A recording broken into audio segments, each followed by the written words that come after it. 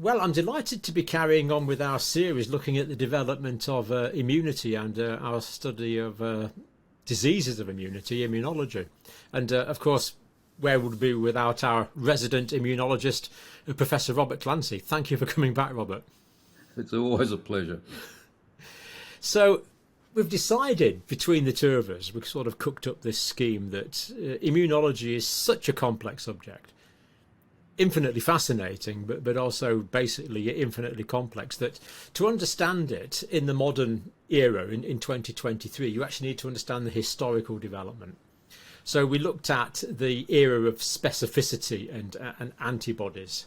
Then we looked at the cellular era, how we understood immunology in terms of cells, and now we're looking at the molecular era. So Robert, would you like to introduce this idea of the molecular era? What do we mean by immune molecules? Thanks, John. What we've done so far is taken slices of history, and I think the value of that is it identifies the central theme of what's important. For example, the first one, we talked about antibodies and the way they work and the way they recruit the innate immune system. And all the rest around it became a fluffy, important detail. And then we suddenly realized that there were cells that made antibodies. And so we looked at a very simple cell system, the way it was looked at back in the 60s. And what we talked about was the way in which these cells seem to regulate each other. They can turn on, turn off, and that when you impose a stimulus, the antigen coming from infection or the body itself, then you would get a net immune response, and that seemed to vary. And it was pretty clear that the cells themselves needed a mechanism to actually achieve that outcome. And we ended the last talk on the beginning of these molecules that essentially are the language by which the cells talk to each other. And we used the word cytokine, and we talked about gamma interferon as probably being the first identified of these messengers, the language that the cells can talk to each other to attain the outcome. And so today we're going to talk about how this whole concept of messages and cytokines and communication has come to dominate and still dominates immunology today. So we've gone from the antibody to the cells, and we introduced the idea of T cells and B cells, to the molecules and how it all works. And you'll see that to do this, and particularly in the latter part of the last century, a third cell, a really important cell from the innate immunity, needed to be interposed in this system. So the black box we talked about became a little greyer. Yeah. So most people will be familiar with the idea of the endocrine system, where you have a gland that might be in your head or your neck or abdomen, releasing a hormone that circulates around the body. And that carries a signal which is a particular molecular shape. And that will go into a particular receptor on a target organ or target tissue. But that is all around the body. So this idea of cytokines and these molecules is they're released by cells, and they're working over a fairly short distance. They're communicating between one cell and another cell. So the molecule can be released by one cell, but the receptor is on the other cell. And then when that molecule fits into that receptor, that triggers additional changes within the target cell, physiological changes within the target cell. Is that analogy valid, Robert? Look, I think that's a very good way of understanding what's going on, because what you've described is exactly the idea, where a soluble protein or peptide, small protein, binds to a receptor, and we call that endocrine because that's occurring over a large distance. Now what we're doing is moving down to the T cells and the B cells and these antigen presenting or dendritic cells, which we'll come to in a minute.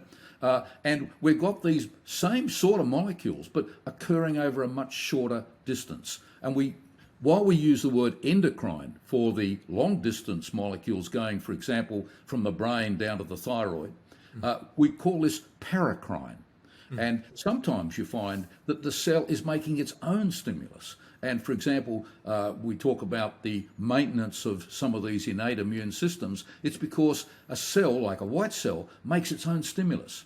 And so this is called an autocrine. And so we have endocrine, long distance, paracrine, short distance, cells sitting next to each other, or autocrine, where the same cell can stimulate itself and maintain it.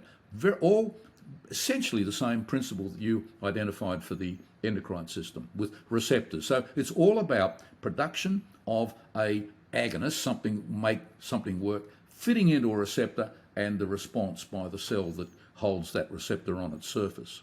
Mm-hmm. Good. Shall we look at our first slide, Robert? Right. Robert's done all these personally on his own computer. Actually, I never thought I could do it. I won't tell you how long it took. Yeah. So we've got. Are we going to introduce the dendritic cell at this stage, Robert? Well, I think we have to John. You'll notice the cell on the right, which I've called the naive T cell, is basically the T cell of the old black box of the previous lecture. And all of a sudden, we've got this new cell called a dendritic cell. And this is about, in a sense, the innate and the adaptive, or the two different types of immune system coming together. And I'll just try to introduce it by giving you the very big picture, because I've tried to restrict it to the key molecules involved. Now, the dendritic cell is a cell that comes initially from the bone marrow. It's not specific in the sense that a T cell or a B cell is going to make a specific immune response, but it's absolutely critical for those cells to make that immune response. And there are different types of dendritic cells. And what the dendritic cells do is that they essentially act as a receptor, a big receptor for two different types of stimuli. And the first is a new idea that came mainly from a remarkable woman called Polly Metzinger from America, who came up with this idea of danger signals. It started sort of changing the way people started looking at immunology, which had always been thought of as a system to protect you against infection. And what Polly did was she said there are signals that are danger signals, and they can come from two sources.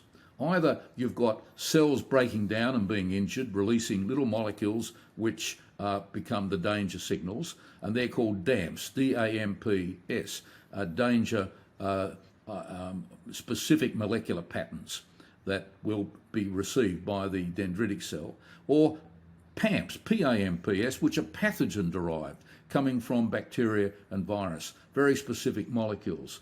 Now, as John said, for these molecules to be able to do anything, they've got to have receptors. And the receptors are on the surface of these dendritic cells. And when I last looked, there were 7 different classes of these receptors, and each of the receptors you can have half a dozen types. So what I've done is I've just put up the first one that was described, which is the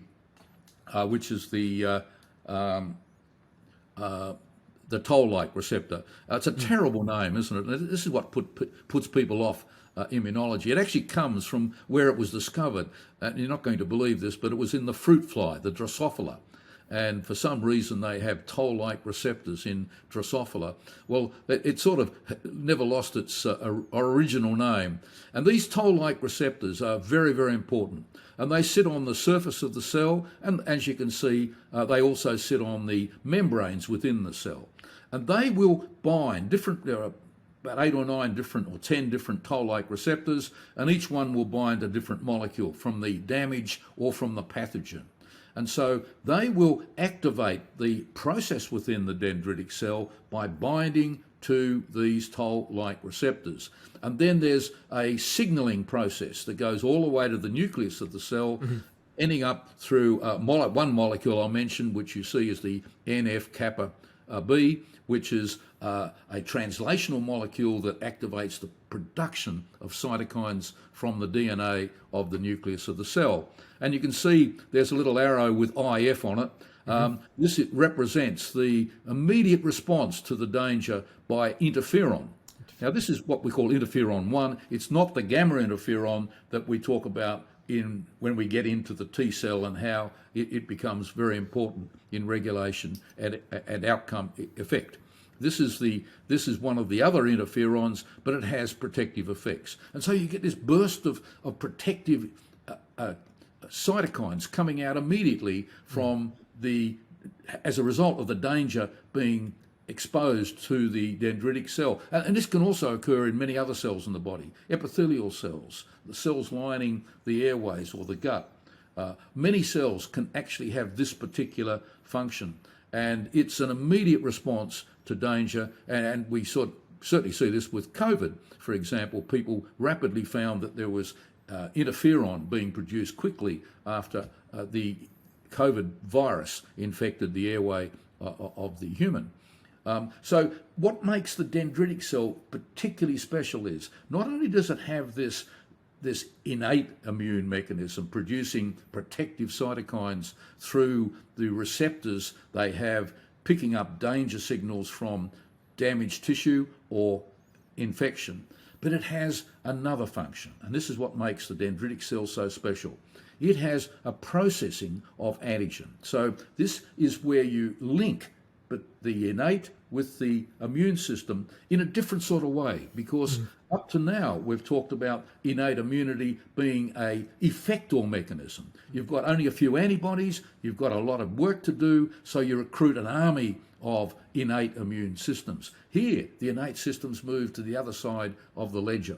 And what actually happens is that the proteolytic, the enzymic systems within the dendritic cell, break up the antigen into small bite-sized pieces. Yeah. And those small bite-sized pieces are presented on the surface of the dendritic cell in a palatable way for the naive T cell, the T cell that needs to be instructed. Has a receptor for specificity, but it's not doing much.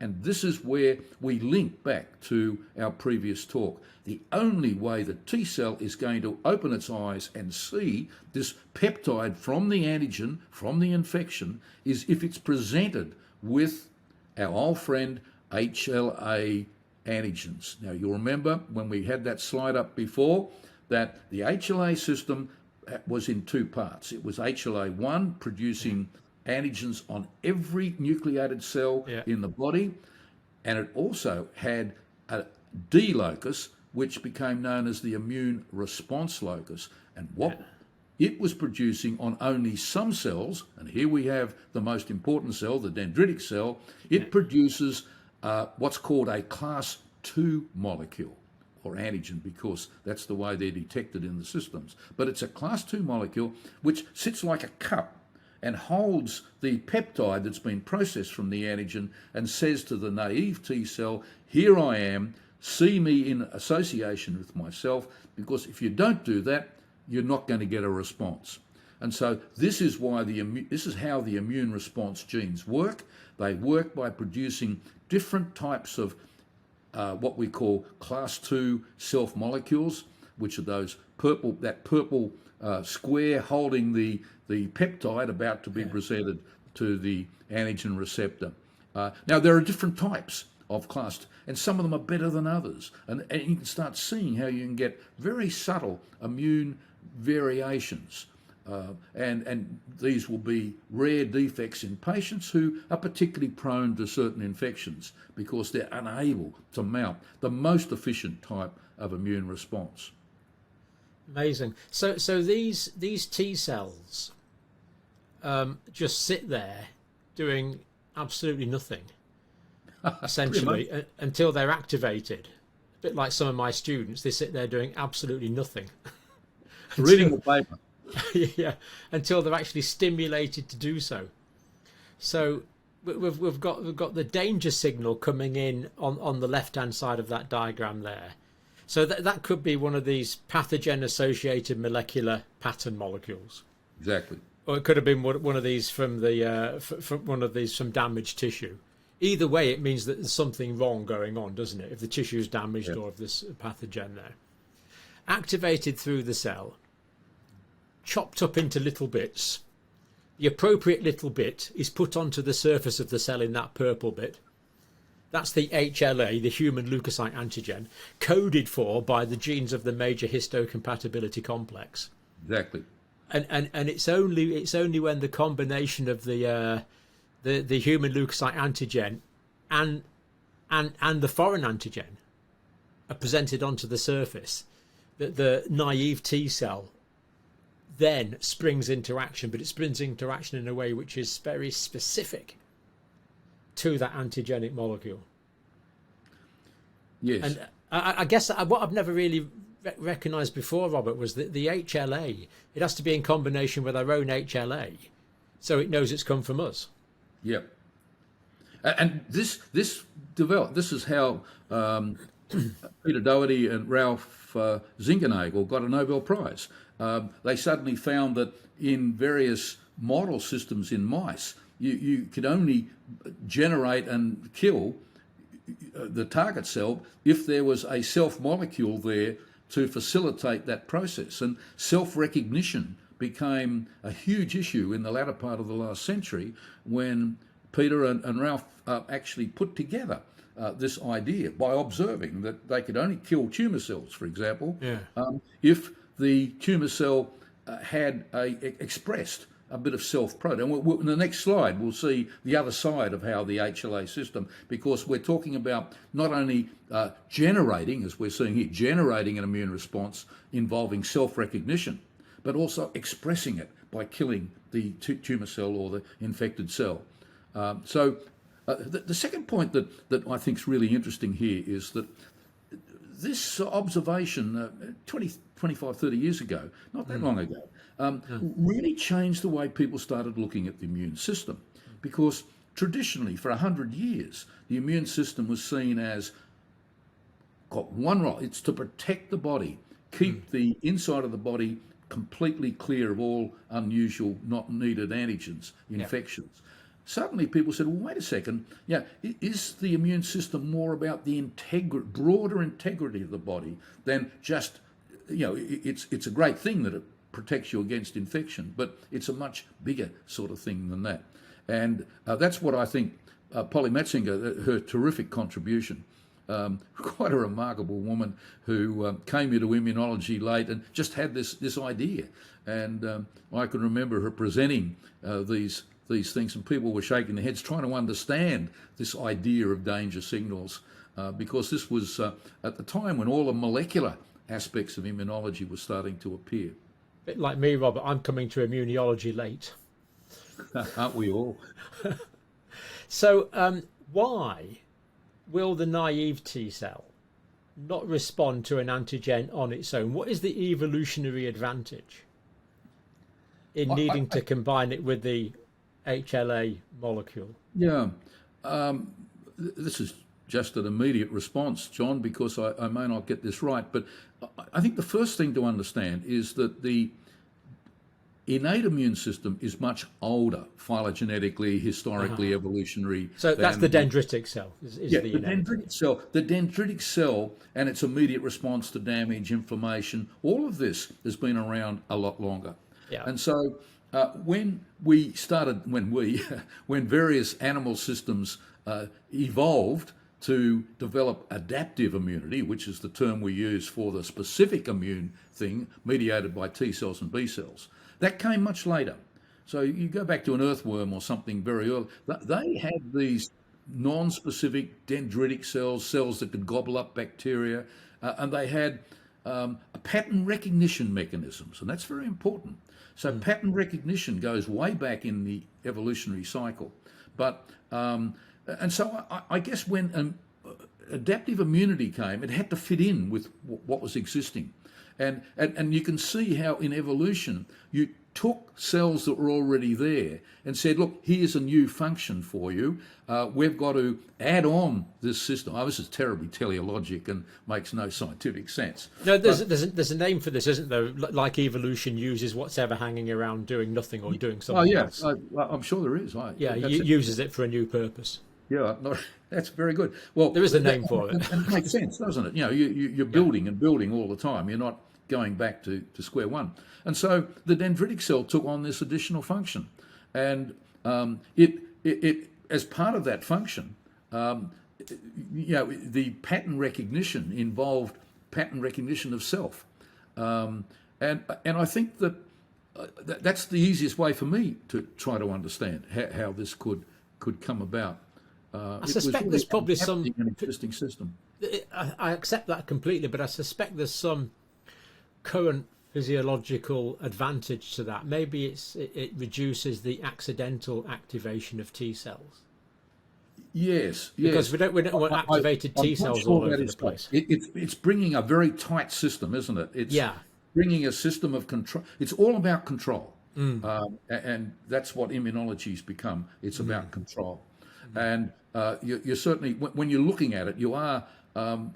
You're not looking at transplanting a kidney from you to me or me to you.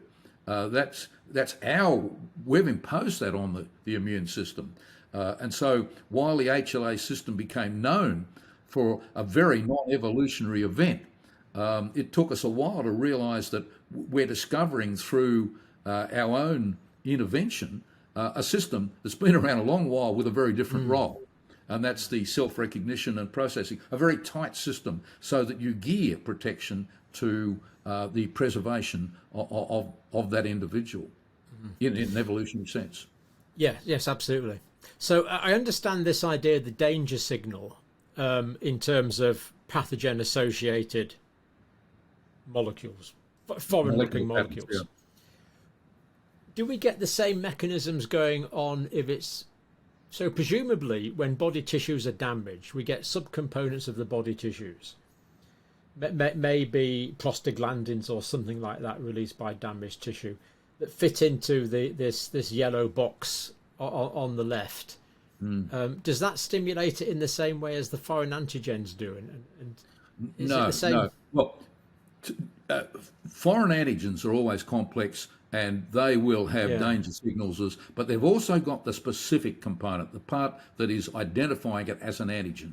Yeah. And that is also taken up into the dendritic cell, and that's the part that's processed to provide the molecular patterns that will eventually stimulate the T cell, but only when it's presented in association with this MH2 or class 2 self molecule. HLA, yeah. The old HLA, the class 2, old HLA, class 2, what they called antigens. Now we can see the more biological significance of what we had been using simply to match kidneys so you get a better outcome.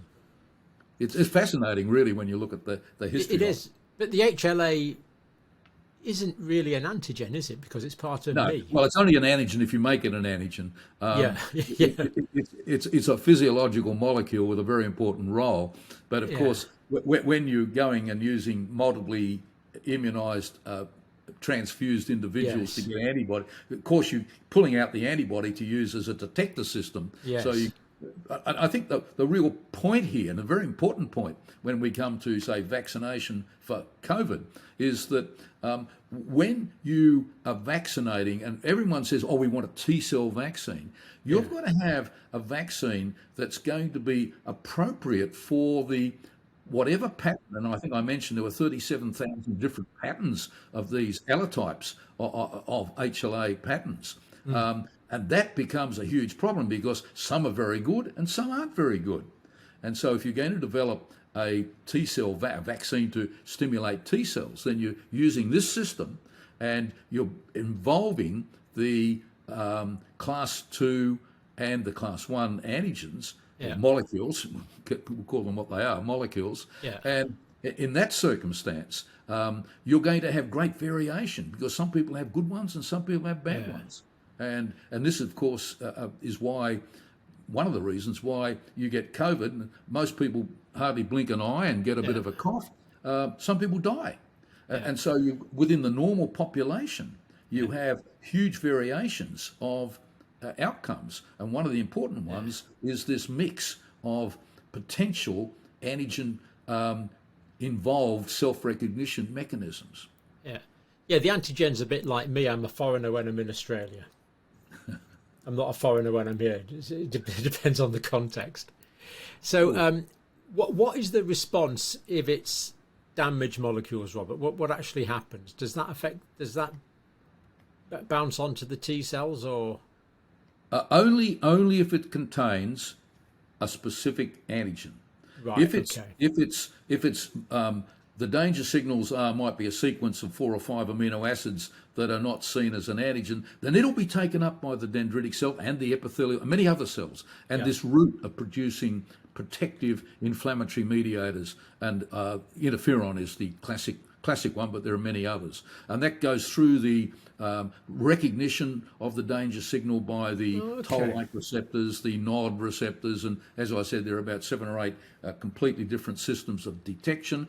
That signals into the nucleus largely by NF-kappa B, this one molecule, and that then unleashes the cytokines which are coded for by the DNA of that dendritic cell, and out get this burst of interferon, and that can be completely unrelated to the processing of the antigen. So it's a great example from what you're discussing, John, that here is a very old cell that's been around a long time, protecting effectively against infection in earthworms, if you like, and it's now got a new job because it's oh, by the way, we got this new adaptive immune system. Can you help us out by taking the rest of the molecule, which has got an antigen, a specific identifying pattern, and present it in a way that the new adaptive immune system can respond and add a great additional component of protection. So if I damage my tissues, will that result in interferon release, or does it? Yes, it will. Even if there's no foreign pathogenic type material present. Exactly. And if you were an earthworm, you'd do that too. Mm-hmm. And that's what about? All you do. Right. Yeah. Now, as an intensive care nurse, we have problems with gram-negative endotoxins, these lipopolysaccharide things that cause sepsis. What's the mechanism for such threatening bacterial infections? Are they processed through the dendritic cell in the same way? Absolutely. And all the other cells, because endotoxin is a very powerful molecule that binds to some of the particular toll-like receptors. And so you've got toll-like receptors sitting on the surface of the cell and on all the membranous structures within the cell that are involved in processing various messages. The endotoxin is part of the cell wall of, as you say, particularly the gram-negative bacteria, and it generates an immediate response, as you were discussing. And that immediate response is through all the cells it meets, but includes dendritic cells. Remember, the dendritic cell is just one of many cells that can have this process of immediate protection through the interferon route and developing the immediate response of different cytokines. A whole interleukins and a whole range of these burst out to protect you against the gram-negative bacteria. Because if you sit around and wait for antibodies and T cells, you're dead. Yeah, it takes too long. Yeah, and you need to have the innate system to buffer you, giving you time to develop a more specific immune response and properly eradicate. Because the whole idea of the body of the human or the earthworm or anything else is to keep it absolutely free from antigens, from toxins, from anything that's not self. So the whole idea, and so you have these incredible systems. We tend to get carried away about specific immunity, but we must never forget that probably far more important are these innate immune systems that operate so quickly. Mm-hmm. So in sepsis, Robert, we have a cytokine storm. Yes. These cytokines are released, distributed systemically. It's almost like giving an intravenous injection of cytokines, isn't it? And we get a flood of cytokines in the blood. Is that a failure of the regulatory system? It's an overwhelming of the regulatory system. And this is a very important point in health and disease. In health and disease, the immediate response of cytokines is protective. But yes, as with most aspects of innate immunity, there's not the specificity. It's like a hand grenade. So if you throw a hand grenade into an enemy pillbox, you'll destroy that pillbox, and that's good.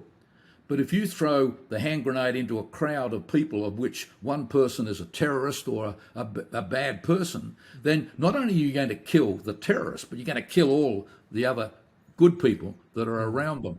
And so you have a system with innate immunity of non-specificity.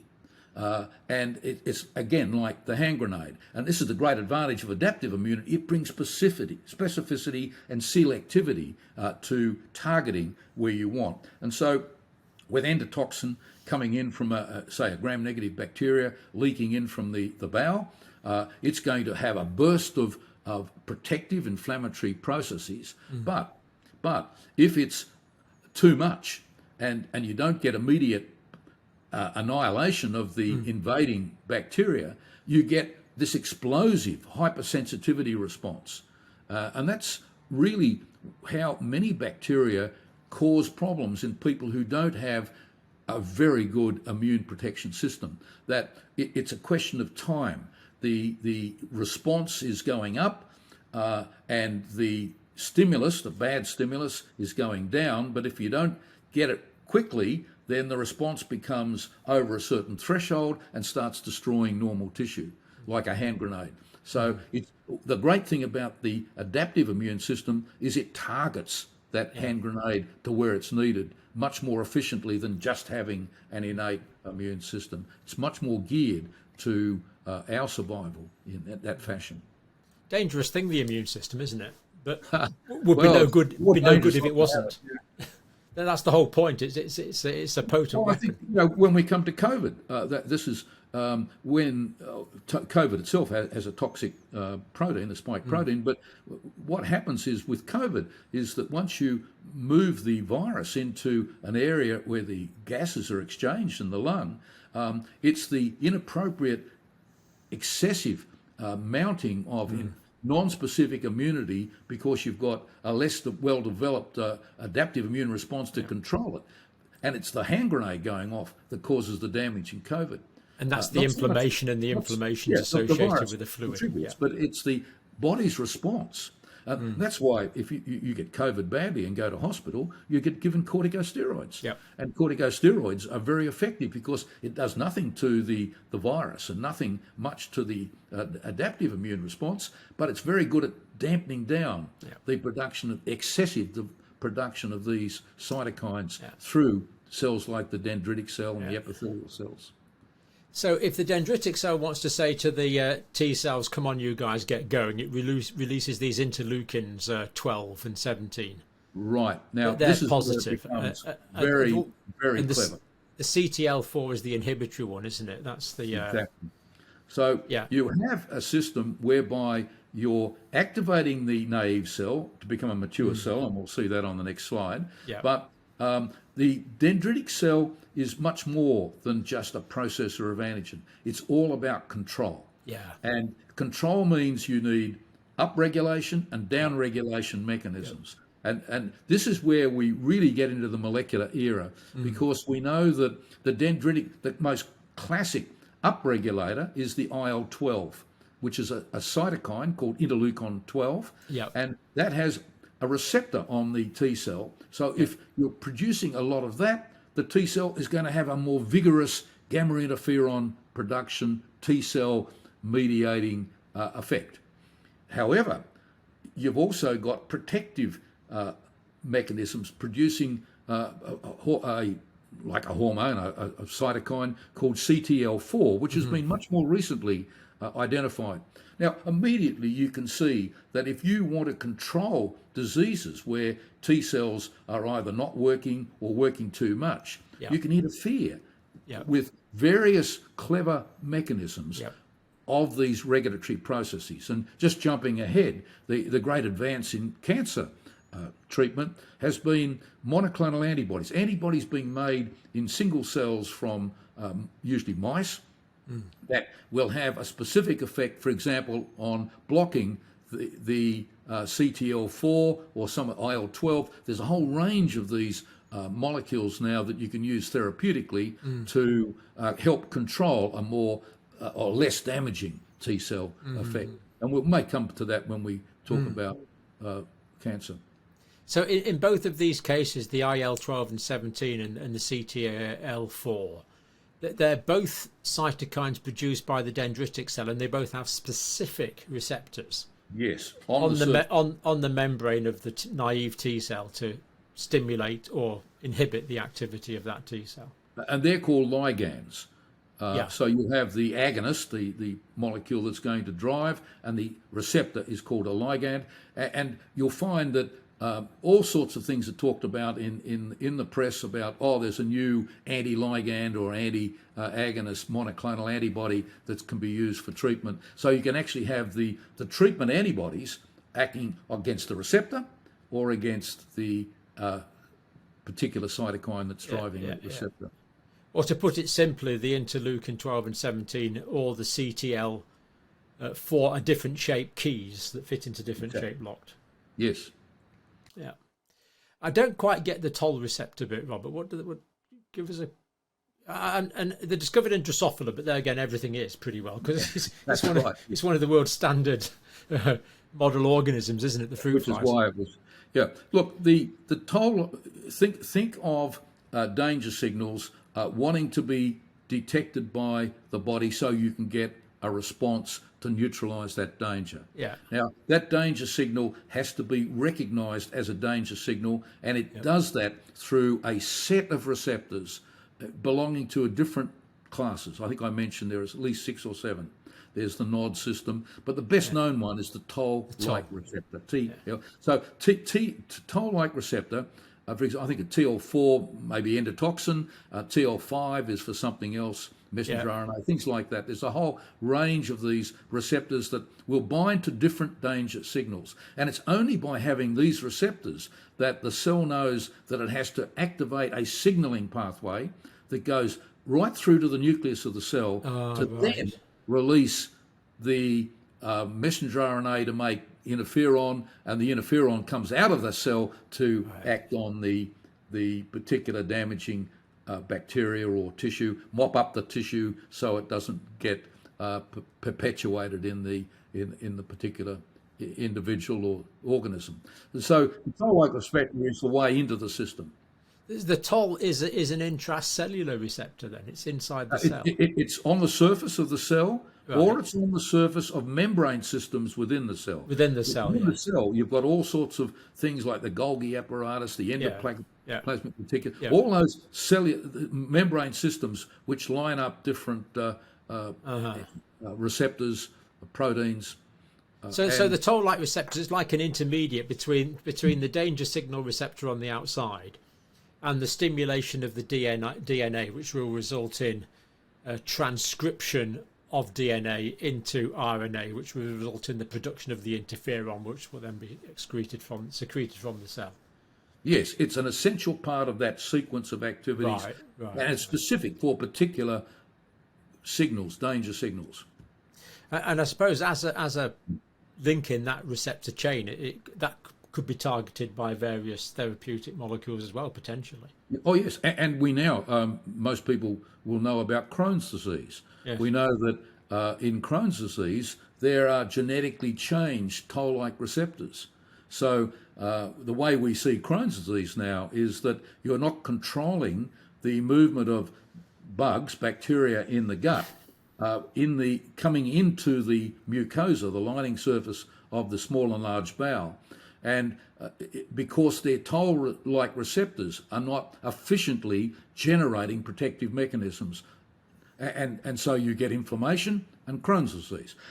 And many people with Crohn's disease will have genetically changed toll-like receptors that are less efficient than they should be. Wow. That's just an example of why the molecular components of immunology are becoming so important. I saw a patient yesterday with a T cell defect that's only been described in 200 people in the world. Wow. That particular person would get multiple warts, very similar to one you and I were discussing the other day. Very rare. But there are different types of defects can have the same clinical problem. And so every time you see someone with a very unusual pattern of disease, you'll ask yourself, is this a new defect? And with modern cloning technology and DNA analysis, you can work that out amazingly efficiently. And you're probably one of the 200 people, only 200 people in the world that could have recognised that condition, Robert, as well. No, someone else had done that for me.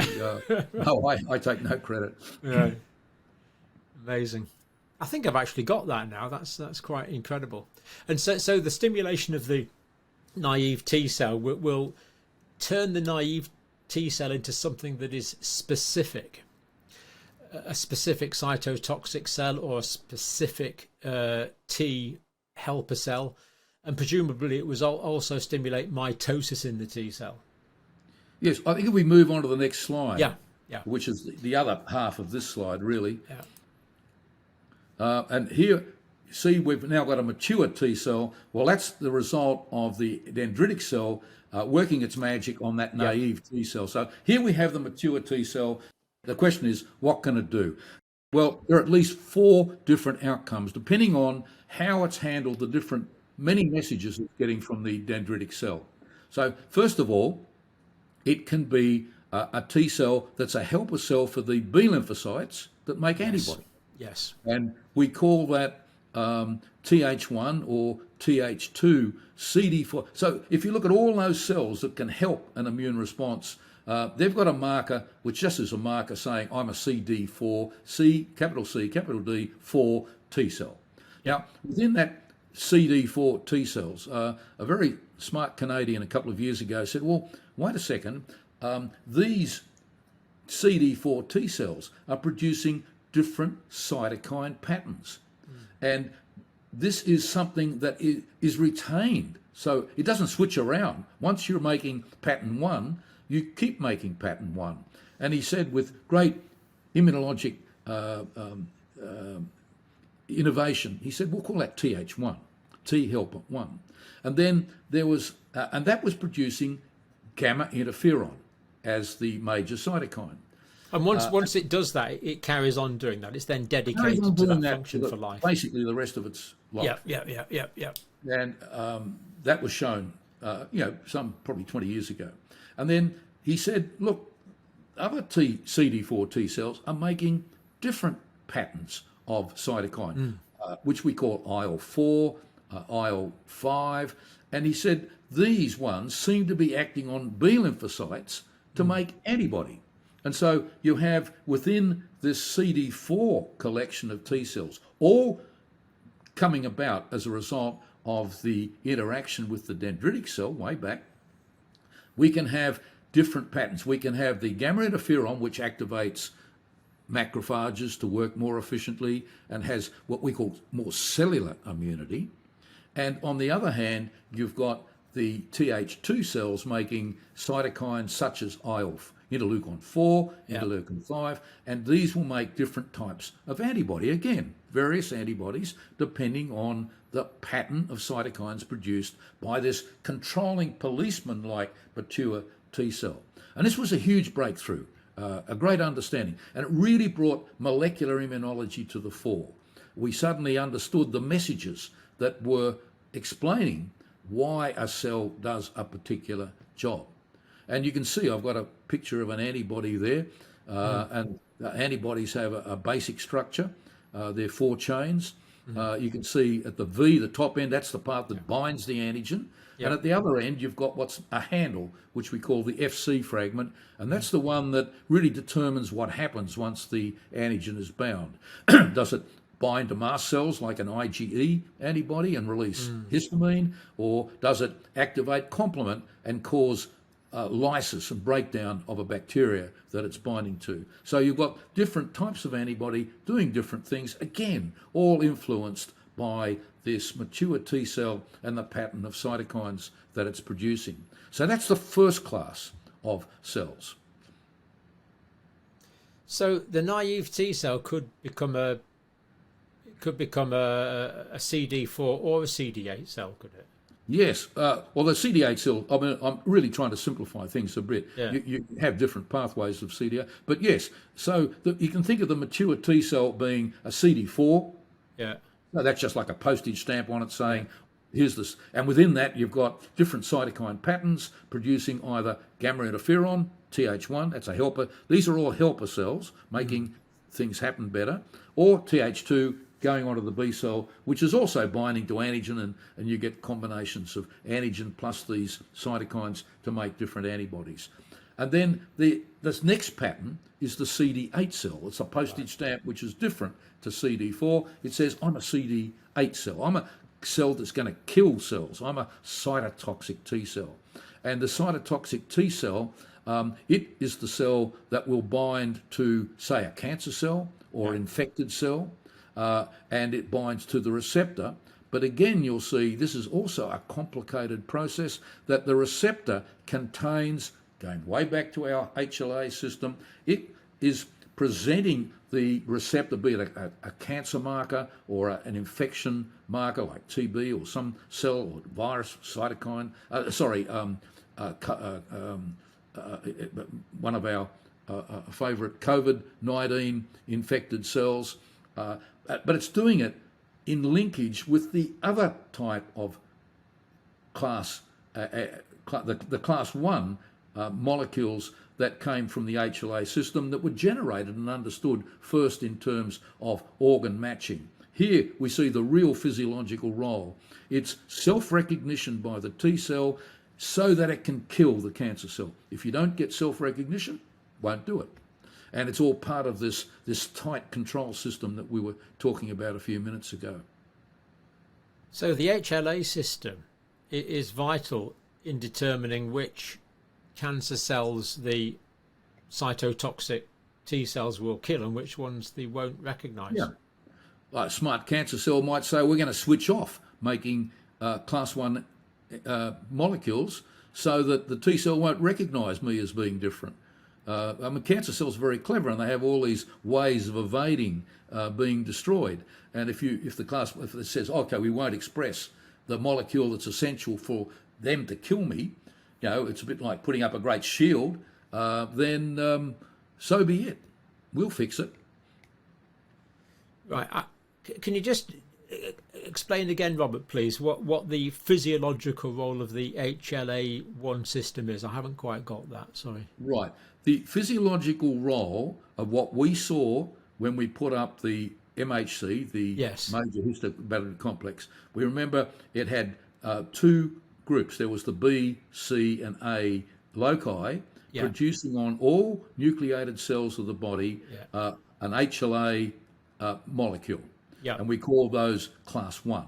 Yeah. And remember further along that chromosome 6, we had the D locus, which produced the immune response changes that were identified by people like Snell.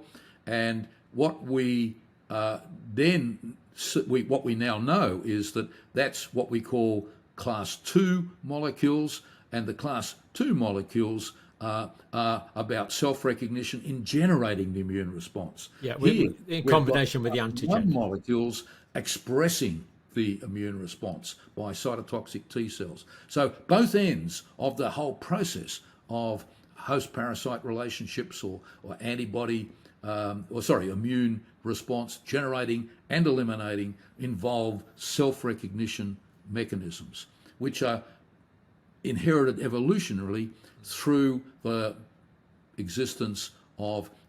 pre-existence of innate immunity and imposing on top of that adaptive immunity and taking over these various processes that exist. So self-recognition becomes part of a very tightly regulated system. Yep, amazing. All right. Good. What else do we need to talk about in this bit, Rob? Well, we've talked about CD4 and CD8. Now, what was found many, many years ago is that people started saying, look, I'm eating all these foods. But if I if I inject foods into me, which are antigens, I don't get much of a response. And this idea of oral tolerance, the presentation of antigens by the mucosal surfaces, predated the understanding of the mechanism. It was found way back in the early 1900s. You could inject antigens into people's skin who are allergic to house dust mite, or in those days it was more pollens, that you could turn off that immune response. But no one quite understood why. Now, you'll remember that when we were talking about the black box, people found that some T cells were helper cells and some were suppressor cells. But no one quite understood much about these suppressor cells, and they went through a long period of many years when some people didn't believe they existed because of some confusion over really technology. Now, then it became very clear that a particular set of mature T cells were down-regulating T cells, and they may be CD4 or they could be CD8 cells. So the but they had their own pattern of cytokine production. So Th1 produced gamma interferon, Th2 produced interleukins such as IL-4, IL-5, and the Treg cell was producing several other types of molecules, particularly one called IL-10. And what the molecules did from these cells, which became known as Treg or T regulation cells, is they would turn off an immune response. And that became incredibly important in understanding the balance of immunity, because as part of the regulatory process, you must not have completely unregulated immune responses. Otherwise, you'd blow up like a hand grenade going off in the body.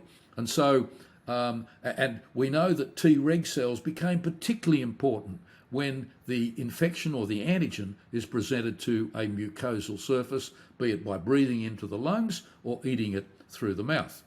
And that produced a dominant pattern of Treg cells to protect the body against making inappropriate, excessive inflammatory responses to any little bit of outside molecules that might get into the body, so you don't blow up.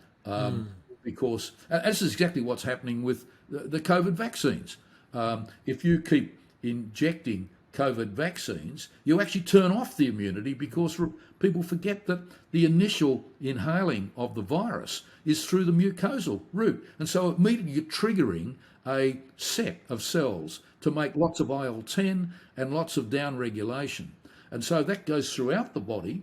And while you will stimulate a net positive response, a transient one, and you only have to look at the British data, which I think you've done a couple of times, John, showing that progressively the more vaccines you have, and you throw in a bit of COVID infection in the middle of all of this, you start getting a net negative T regulation cell effect, down regulation. And of course, you're more likely to get infection and more likely to get severe infection. And so the pacing of vaccination is critical when it comes to developing vaccines against airway infections. So does that make sense? It does. Can we use the example of, say, a food? Let's say peanuts. Yeah. Why are some people allergic to peanuts and some people aren't? That's a good question. Peanut allergy is quite common, and of course, I can remember I couldn't. This is a terrible story against me. I remember as a very, very young resident saying, "Why on earth was peanut allergy so?" Show you I was very unmarried with no kids. Why is peanut allergy so common? I'm seeing these kids with peanut allergies. They don't eat peanuts, but of course they eat peanut butter, and every kid has peanut butter, so they do. They have these ground nut exposures. The reason is very simple, that nuts and certain other foods are particularly likely to be processed by dendritic cells that produce Th2 type mature T cells, which produce particularly IL-5, which is a cytokine that will go on and make IgE antibody. And IgE antibody, which is, again, evolutionarily very important because it's very effective in killing parasites. But of course, it's also, the world changed. The evolution didn't expect people to have babies eating lots of peanut butter. The peanuts were usually older people eating them. And so suddenly the system that was made to protect you against worms and various nematodes and things also made a response against peanuts, as they did against certain milk proteins and other wheat proteins in different people. And so when you would eat a peanut, you were going to get small amounts of that absorbed into the body, and you've got this IgE antibody, which genetically, for some genetic reasons, you're particularly prone to make against the peanut. And so we know the IgE antibody. Remember, I have a look at that diagram, and you can see, looking at the antibody at the top, that blue, those two parallel pathways, that's the FC fragment in the IgE molecule that has a particular capacity to bind to a receptor on cells called mast cells, MAST, which are bags of histamine and various other vasoactive molecules.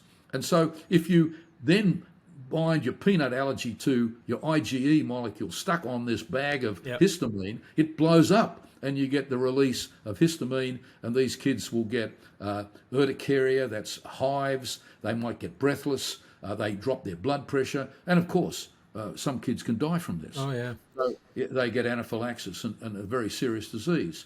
And so what happened when you and I were slightly younger is we'd say, oh, look, keep peanut butter away from kids who might have a family history of allergies, or we don't want them to develop this. But then more recently, people said, well, wait a second, if we give them a lot of this peanut butter early, maybe they won't have, you'll very quickly get these T-reg cells and this tolerance. So you'll get food tolerance rather than food intolerance. And so we've now got a process where we've gone 180 degrees, where we can actually not only encourage maybe early introduction of some of these foods, but the commercial companies have said, right, we'll convert that into a product, and you can now be desensitized so that you don't develop the peanut allergies. And there's been a lot of interest in this, also with some of the other allergens which are common, but peanut, I guess, is the one. Bee stings is another example of where you make a lot of IgE antibody and you can get anaphylactic shock from them. So there are certain types of antigens which are particularly, for some genetic reason, prone to develop these IgE antibodies. Yeah, shellfish, things like that. Shellfish is a good one. Yeah. Well, I'll tell you an example. I was, a long time ago, I was working at a hospital in Sydney, and I had a patient who was a delightful medical student, and she'd met a guy who she wanted to marry, but she came along to see me because she thought she was allergic to him, because this is a true story. I've got some wonderful stories like this, but I won't bore you with. But this girl came to see me because I was teaching her immunology, and she said, why, I think, how can I prove I'm allergic to him? And I said, well, what sort of reaction? She said, oh, I get hives, I get breathless.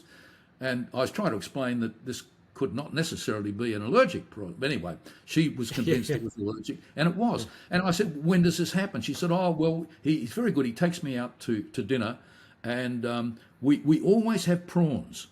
We both love prawns, but we only eat them. And then we get up and we dance. Now, one of the things that really brings on anaphylaxis is when you combine the immunologic allergy with activity. And so she'd get up on the dance floor and start dancing and get anaphylaxis. And she convinced herself that this was her allergic reaction to a partner. And I'm very proud to say that I preserved that relationship, and they went on and got married. And I think they owe me quite a lot. They've probably now got grandkids. Good one, yeah, absolutely. So we don't want anyone feeding 3-month-old children peanuts because they'll choke. No, I think we're talking about peanut butter here.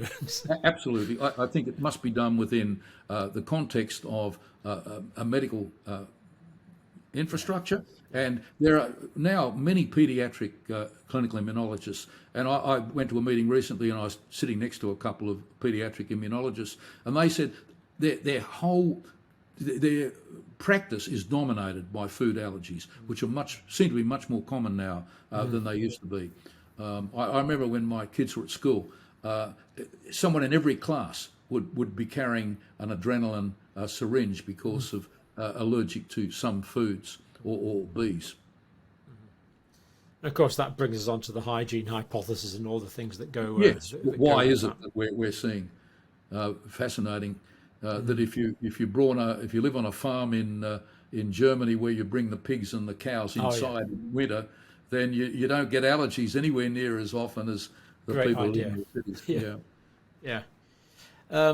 We've got a few minutes left, Robert. If you've got one more piece of science related to immunological molecules, or have we about exhausted that one Yes, for well, today? I think that what might be interesting is to see how this is translated in the last decade into clinical medicine. If you look at this slide and remember the one before, you can see that there are molecules produced both by the T cells, and you can see here CTL4, which was the first. Some very clever person about 20 years ago said, well, we've just discovered this CTL4 molecule.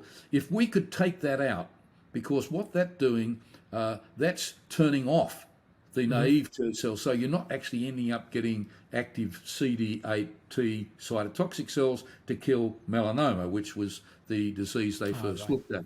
So something we haven't talked about is that what occurred, and another Nobel Prize, was a capacity to make in mice. For example, if you wanted to make an antibody against CTL4, you would inject that into a mouse, and you could actually pull out, you could make a tumour B lymphocyte making just that antibody molecule, a single clone.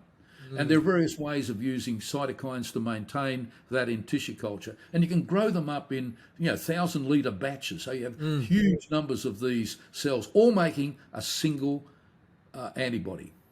So you're taking the antibody-producing cells from the mouse that's been injected with the antigen, in this case CTL4, and then you do down sizing technologies to purify it, and you have in your test tube a molecule that you could inject into people to prevent that CTL4 down-regulating subsequent T cell responses. Now remember, the tumour cells, melanoma cells, have been very clever, and they've themselves come up with ways of inhibiting this, of actually facilitating this CTL4, or on the other slide, the PD1, these down-regulating molecules. And by doing that, here we are, PD1, which is produced by can be produced by the tumour cell or by the T cell, that down-regulates and prevents the inhibition going. Now, if you make, the tumour cell makes a lot of this, so that you really get a lot of down-regulation, allowing the tumour cell to survive. And if you do a section through a cancer, you'll see the cancer cells in the middle surrounded by a cuff of T cells. And you say, why aren't they killing this cancer cell? And the reason they're not killing it is the cancer cell has very cleverly exaggerated the suppression mechanisms in that CD8 T cytotoxic cell. And so using the monoclonal antibody, you can take out that suppression and allow the T cells to kill the T cells. And this has been the great advance in cancer immunology. I'm often saying, why wasn't that happening years ago when I was starting as a clinical immunologist? Here I am at the end of my career, seeing everything we've always hoped to see. But everyone listening to this will immediately say, if you do that, it's not terribly specific. What's stopping those T cytotoxic cells now killing some of your own cells? Because you've got this rogue T cell killing cancer cells, and that's a big problem, because about 20% or so of people being given this monoclonal antibody will actually get autoimmune disease, because the whole regulation of immune and ourself is about Treg cells preventing the T cells killing our own cells. So autoimmunity is a disturbance in that regulation process, and that if you put in to people who are prone to autoimmunity, which is why they're not given these particular monoclonal antibodies, and you give them something that will inhibit the ligand or the actual PD1 or the CTL4 molecule, then you can get autoimmune disease in some of those people. I have a friend who is alive today because of these molecules. I've got two friends who are alive today because of this wonderful immunotherapy, but the cost was for them a degree of autoimmune problems, which you have to be aware of, and of course it's treatable. So it's a good way to finish, I think, that all these molecules actually have led to huge, exciting changes. And we're just touching the top of the molecules that now can be affected. I treat a lot of patients with Crohn's disease, and as a gut immunological problem, and we're now using monoclonal antibodies against certain, for example, against gamma interferon, against some of the other molecules which can promote the inflammation in the bowel wall. In a very specific way, we can turn off that using the similar monoclonal antibodies, but now made against some of these other cytokines. It's the new world. Yep. And I suspect much more to come, especially as monoclonal antibodies are going to get cheaper, I think. We can produce... Well, I hope so. Once you've got the particular cell, you can brew that up. Basically, it's immortal, isn't it? You can produce untold billions of these cells. Yes, you're immortalizing an antibody-producing cell. Yeah, and I think the big change has been that initially when you were making them in mouse tumor cells, that it were... plasma, the antibody-producing cells from the mouse, you would have a mouse component to the antibody, and the body would make. You start injecting that into a person with rheumatoid arthritis or Crohn's disease, then you start making antibodies against the monoclonal antibody. Yep. Very cleverly, about 8, 9, 10 years ago, they started humanizing these, so that you actually produced a much more human-like monoclonal antibody and with much less reactions. And then now you treat patients with certain chronic inflammatory diseases, and if the monoclonal is not working, you can switch to another one. And so you have this whole array of monoclonal antibodies. The worst thing about these monoclonal antibodies is the terrible names that the companies give. Instead of calling it monoclonal antibody 1, 2, or 3, they call it imimab. And my brain, I'm afraid, is not good on names. And we need to strict international nomenclature. I understand the mechanisms, but not their names. Yeah. I'm much the same, yeah. Robert, absolutely fascinating. More to come. Again, I'm just blown away by the complexity of it and the regulation of these systems. It's just. But I think we've at least tried to phenomenal. make. We've gone through the big picture, and you can see how all these other, and you can see how the complexity comes about. And the complexity is pretty irrelevant. It's understanding the basic essential processes that we're looking at. Yeah, great. And a fantastic example of relating physiology to pathophysiology to clinical management. Yeah. All right, Professor Clancy, as always, thank you very much. Great pleasure, as always. Thank you.